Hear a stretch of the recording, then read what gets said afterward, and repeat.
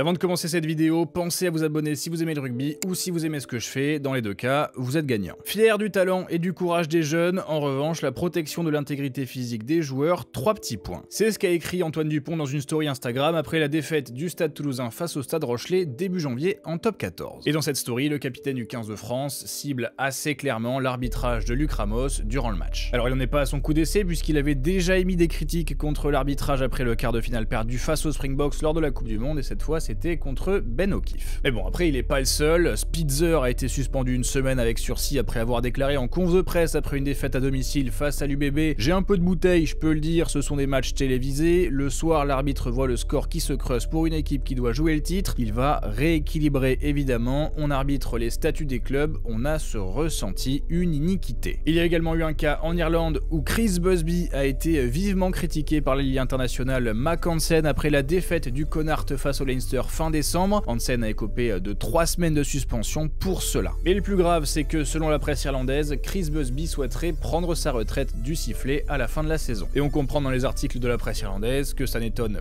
pas du tout ses collègues parce qu'ils considèrent qu'ils ne reçoivent ni suffisamment de soutien, ni de respect. Bon, vous avez vu le sujet de la vidéo dans le titre, est-ce qu'un joueur, un entraîneur ou un président de club a le droit de critiquer ouvertement un arbitre ou l'arbitrage d'un match? Et c'est la question assez compliquée sur laquelle on va élaborer aujourd'hui. D'abord, il faut savoir que quand une critique est émise sur un arbitre devant la presse, c'est généralement pour que la presse en fasse des articles et que ça arrive aux oreilles des instances, mais surtout des supporters. Parce qu'il y a vraiment des manières plus rapides de communiquer avec les arbitres du match si t'es mécontent de l'arbitrage qu'il y a eu. Et notamment dans la semaine après le match, où certains arbitres prennent de leur temps pour expliquer leurs décisions, leur méthode de pensée, leur schéma de pensée aux entraîneurs et qu'eux comprennent ce qui s'est passé. Et en plus aujourd'hui, t'as la cellule technique de l'arbitrage professionnel de la Fédération française de rugby qui est là aussi pour répondre à tes questions. Donc les canaux de communication existent et sont certainement plus efficaces que de parler à la presse. Mais alors la question, pourquoi parler à la presse? Et d'abord, il y a une stratégie de déviation de pression. Si tu viens de perdre et que tu parles de l'arbitrage, ça fera certainement moins d'articles qui pointeront du doigt les erreurs que tu as commises durant le match. Et tes joueurs auront certainement moins de pression que si l'équipe ou le middle consacre un article entier sur ton talonneur qui lance des pizzas ou ton buteur qui a 50% face au perche. Mais il y a aussi une deuxième raison de faire ça. C'est dans l'espoir que la grande populaire ou du moins la réaction de tes supporters permettent en fait d'influencer l'arbitrage pour les prochains matchs ou du moins ne te désavantage pas. Mais ça c'est dans l'optique où tu penses qu'un arbitre siffle contre toi non pas parce que t'as fait une faute, mais parce qu'il t'en veut ou parce qu'il a pris en grippe ton équipe. Là encore, si vous pensez qu'un arbitre déteste ou favorise une équipe en particulier, je peux pas faire grand chose en fait. C'est arrivé avant, le 15 de France en a fait les frais, il y a d'autres équipes aussi qui en ont fait les frais, et je vais pas vous contredire là-dessus, c'est arrivé, mais c'était une autre époque. Et là vous allez me citer 1000 exemples de cas récents où vous avez eu l'impression que l'arbitre favorisait ou désavantageait une équipe en particulier en sifflant en répétition ou en ne sifflant pas des fautes. Et selon les cas, j'aurai 3 réponses à vous apporter. La première ce sera, l'arbitre a raison, il y a faute en avant ou essai, ou inversement, il n'y a pas faute, il n'y a pas en avant, il n'y a pas essai. La deuxième ce sera, je pense qu'il n'y a pas faute, mais l'arbitre applique la règle. Et enfin, la troisième ce sera, l'arbitre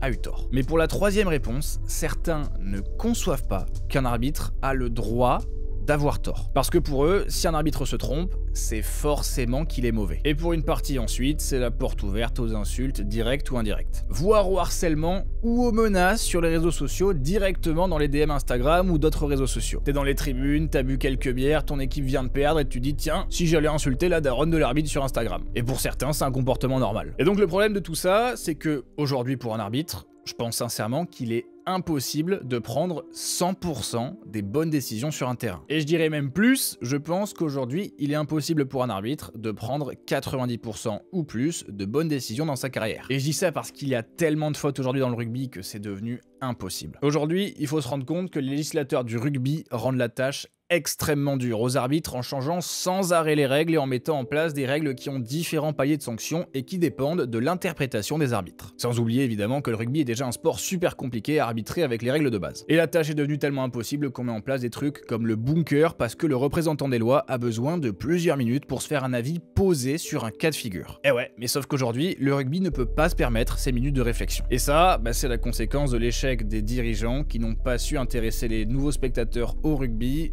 sans avoir recours à tous ces changements de règles. Et donc, tu te retrouves acculé, tu dois prendre des raccourcis pour promouvoir le rugby plus rapidement. Et ça, en gros, c'est au lieu de faire aimer les spécificités... Attends, je vais le prononcer lentement. Les spécificités du rugby, comme la touche, les mêlées, les plaquages, toutes ces choses-là. Et ça, les dirigeants n'y ont jamais vraiment pensé avant que ce soit trop tard. Ils n'ont jamais vraiment eu la vision pour adopter les réseaux sociaux comme une véritable plateforme, alors que d'autres sports l'ont fait, et ça a plutôt bien marché, exemple la NBA. Même si aujourd'hui la NBA... Mais bon, évidemment là on s'égare, on va revenir à nos oignons. Tout ce que j'ai cité auparavant, ça amène les staffs des équipes professionnelles à considérer les arbitres non pas comme des dépositaires de la loi, mais comme des variables. Les arbitres sont analysés, est-ce qu'ils sifflent les plaquages hauts, est-ce qu'elle arbitre bien les rucks, est-ce qu'elle siffle en mêlée, est-ce qu'il les jouait, il y a des stats sur les fautes sifflées, on tire des profils, des tendances, bref...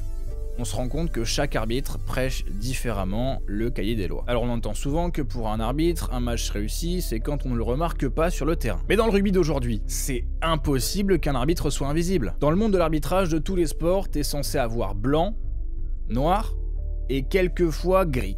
Vraiment quelquefois. Mais dans le rugby, c'est blanc, noir, mais au milieu t'as bleu, vert, rouge, jaune, violet, enfin t'as toute la palette de couleurs quoi. Et ça donne plein d'arbitrages différents. Alors vous le remarquez peut-être pas, mais ça se joue à 1 seconde de différence au moment de siffler une faute, et une mêlée écroulée qui est pas sifflée, a un avantage un peu plus long et un peu plus loin, plein de choses comme ça qui sont super discrètes, mais qui rendent toutes ces choses différentes en fait. Et c'est plein de petites choses qui multiplient les styles d'arbitrage au lieu d'en avoir qu'un. Et j'ajoute un argument car j'ai vu certains dire qu'il n'y avait pas de répercussions ou de conséquences pour les arbitres s'ils font un mauvais match. Eh bien si, mais vous n'êtes pas au courant. Les arbitres sont jugés, évalués, promus, relégués. Quand un arbitre de top 14 fait vraiment un match de merde, soyez-en sûrs qu'il va pas s'en tirer sans conséquence. Un exemple, il n'arbitrera certainement pas la grande affiche de la prochaine journée et se retrouvera même peut-être sans siffler puisqu'il sera donc peut-être sur la touche. Mais voilà, maintenant qu'on a posé le contexte, on en revient à notre débat initial. Est-ce que Antoine Dupont et Mack Hansen ont le droit de dire que l'arbitre a été mauvais? Alors, oui, ils ont le droit, mais est-ce qu'ils en ont le devoir? Actuellement, on est dans une situation où on manque d'arbitres partout. En amateur, en pro, à l'international, on manque d'arbitres de qualité, surtout en haut. On dit sans cesse que le niveau des meilleurs arbitres mondiaux ne cesse de baisser, mais qu'est-ce qu'on fait pour les encourager honnêtement? Alors certaines fédérations mettent en place des cellules dédiées, comme la France et l'Afrique du Sud avec d'anciens grands arbitres qui chapeautent tout ça. Mais en dehors des instances,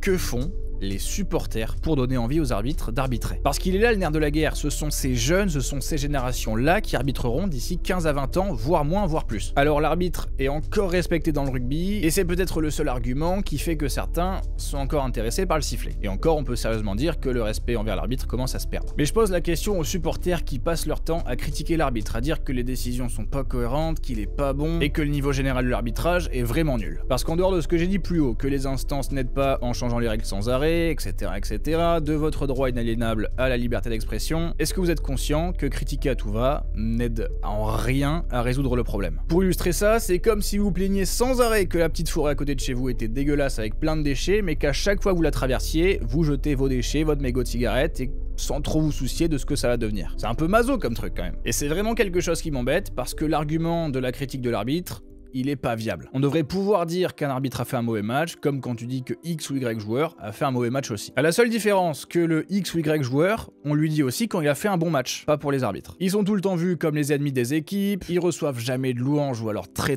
peu, donc ils portent ce fardeau de se faire huer dans un stade quand ils font un mauvais match. Derrière, ils prennent un rapport salé de leurs supérieurs, ils vont peut-être plus arbitrer de gros matchs pendant quelques temps, et en plus, ils se font insulter sur les réseaux sociaux. Putain, tu m'étonnes que les jeunes veulent pas devenir arbitres quoi. Alors, je vous demande pas de la fermer sur les arbitres. Déjà, je pense que dans les stades, l'effet de masse rend impossible d'essayer d'arrêter de siffler les arbitres. T'as un con qui siffle, tu dis que c'est marrant, tu fais pareil. Bon. Sur ce plan-là, c'est compliqué et force est de constater que les arbitres se sont construits une carapace sur ce plan-là. Mais en dehors du terrain, sur les réseaux sociaux, quand vous êtes en train de publier votre message, quand vous êtes mécontent d'un arbitre, essayez de réfléchir. Est-ce que votre message est constructif et il est là pour pointer une faute, ou est-ce que c'est vraiment juste pour chier la gueule de l'arbitre? Parce qu'à vos yeux, c'est peut-être pas une grande différence, si ce n'est la différence d'intention. Bref, sur la globalité, il y a un vrai travail à faire sur le rapport entre les supporters et les arbitres. Alors on s'est encore reperdu en posant un contexte, donc on va revenir encore sur le débat initial de la vidéo, et je vais pas répéter la question parce que vous la connaissez. Alors ma première réponse, c'est que je ne pense pas qu'un joueur, qu'un entraîneur ou qu'un président de club doivent allumer un arbitre sur les réseaux sociaux ou en conférence de presse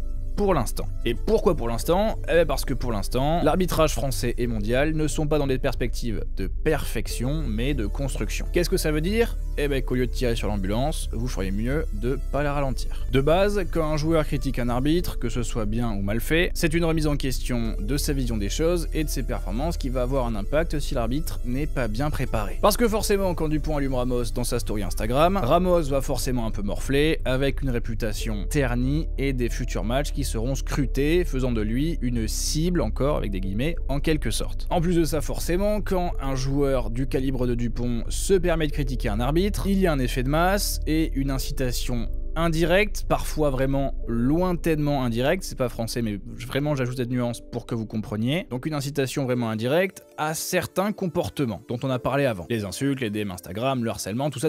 Donc le fin mot de l'histoire, mon avis global avec tout le contexte que j'ai posé auparavant, tous les arguments ceci cela, c'est que oui, un joueur, un entraîneur ou un président de club peut ouvertement critiquer un arbitre. Forcément, je vais pas aller à l'encontre de la liberté d'expression, mais il faut le faire avec au moins la forme. Exemple avec le cas Spitzer qu'il a fait de la pire des manières puisqu'il a quasiment sous-entendu qu'il y avait un complot contre Van et ça lui a valu une sanction en commission de discipline. Et donc, si tu t'apprêtes à critiquer ouvertement un arbitre, on dirait presque un tuto ce que je fais, mais si un joueur le fait, il faut qu'il ait conscience de toutes les choses que j'ai dit auparavant. Tu tires sur l'ambulance, déjà, et ensuite t'incites directement ou indirectement tes supporters à faire de même, voire pire avec des comportements qu'on a cités auparavant. Après, si les joueurs s'en cognent, eh ben écoutez, on aura un arbitrage qui continuera à être moins bon qu'il ne devrait l'être. Parce qu'au final, les efforts ils peuvent pas venir uniquement des arbitres et des fédérations pour que les arbitres soient meilleurs. Il faudrait aussi un peu en avant des supporters, et ça...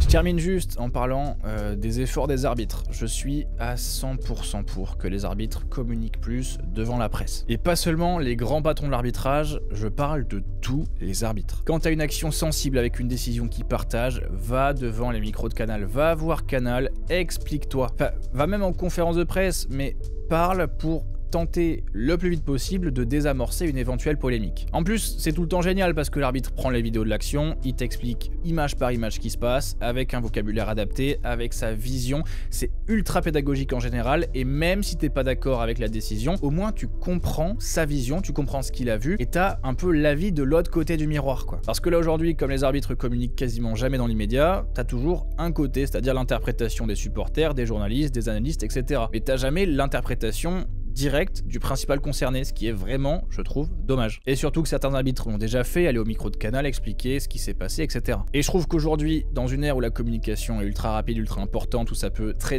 vite dériver, il faudrait que ça soit adapté. Voilà. Merci d'avoir regardé cette vidéo, petit like, abonnez-vous si elle vous a plu, et puis évidemment, on se retrouve en commentaire parce que je sens évidemment que ce sujet de vidéo et le débat qui s'ensuit va déchaîner les foules, et on va forcément avoir des gens qui vont défendre avec leurs griffes le droit de dire que l'arbitre est un enfoiré de première, sans vraiment chercher à comprendre mes arguments.